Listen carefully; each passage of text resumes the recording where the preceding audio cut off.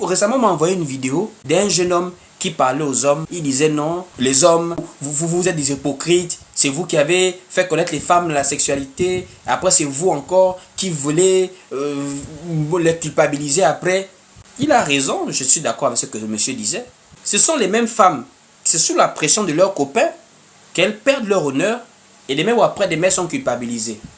Mais c'est pour cela que nous disons la vérité ici. Nous disons la vérité que l'amour, c'est pas la pizzeria. C'est ça que je dis souvent ici. L'amour, c'est pas la pizzeria. L'amour, c'est d'aller voir tes parents. Quelqu'un qui n'a jamais vu tes parents ne doit pas pouvoir te toucher. Est-ce que ça là, c'est pas clair? Toi, tu acceptes ça. Et demain ou après-demain, quand le même monsieur va trouver une plus belle que toi, tu vas dire les hommes sont mauvais. Ils sont mauvais, mais toi aussi, tu ne t'aimes pas toi-même. Parce qu'une femme qui s'aime ne se laisse pas toucher par un homme qui n'a pas vu ses parents. C'est clair.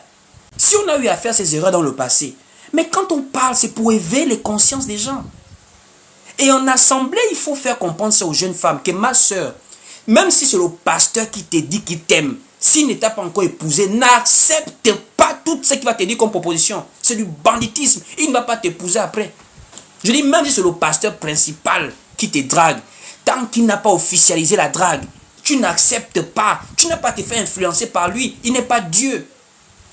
Il n'est pas Dieu.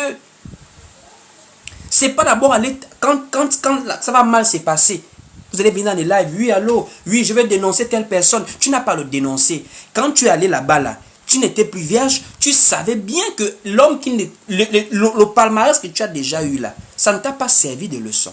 Le palmarès que tu as déjà eu là. Tous ceux qui t'ont menti là, ils ne t'ont pas épousé. Ça ne t'a pas assez. Quand tu arrives en assemblée, tu viens pour ton Dieu. Tu ne viens pas pour te marier. Le mariage vient après. Le travail vient après. L'argent vient après. Ce qui est d'abord là, c'est le salut de ton âme. Tu n'es pas venu pour voir la beauté du pasteur.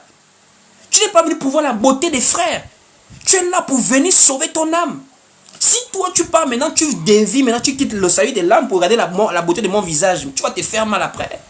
Tu n'as pas venu me dénoncer maintenant après que je ne t'ai pas appelé pour voir mon visage. Je t'appelle pour suivre le message du Christ, ma soeur. Donc à un moment donné, nous ici en fait, on met chacun face à sa responsabilité. J'ai toujours dit que dans l'affaire des mariages, c'est la femme qui gagne plus dans le mariage par rapport à l'homme.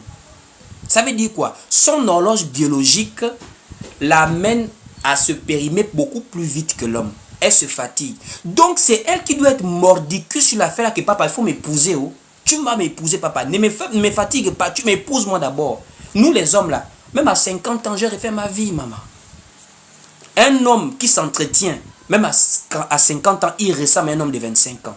L'entretien du corps d'un homme. Mais la femme, malgré l'entretien, le corps, les formes que tu as là, vont montrer que tu n'as plus l'âge que tu prétends avoir. Donc c'est toi qui dois veiller sur ça, que non, tu ne te laisses pas embobiner par les hommes n'importe comment. Quand on a dit ça, est-ce que c'est que nous on aime attaquer les femmes? Au contraire, on vous donne le secret. Vous les femmes, restez solides. L'affaire du mariage là, c'est votre garantie. Parce qu'un homme qui craint Dieu, quand il t'a déjà épousé là, c'est là où tu es déjà calé. Il ne peut plus te renvoyer n'importe comment. C'est là où tu deviens maintenant bien soumise là. Il n'aura pas de motif pour te renvoyer. Tu deviens soumise. Il n'aura pas de motif.